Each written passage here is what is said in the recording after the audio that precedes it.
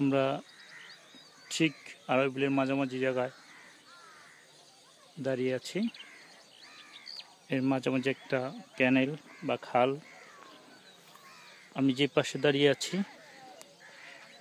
এটা ঢাকা জেলার সর্বশেষ প্রান্তর, দক্ষিণের প্রান্তর। আর ওদিকে যেই জায়গাটা আছে সেটা হলো মুন্সিগঞ্জের।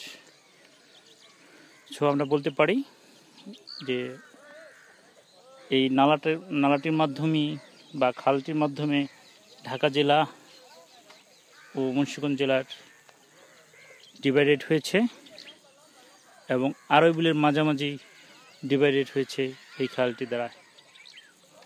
আমরা ওই পাশে দেখতেছি সরকারি একটা প্রচেষ্টা, একটা রোড বাট রাস্তা দেখে বোঝা যাচ্ছে যে সরকার রাস্তাটি তৈরি করেছে, বাট কোনো মানুষ বা কোনো কাজে বা এখানে এটা ব্যবহার হয় না।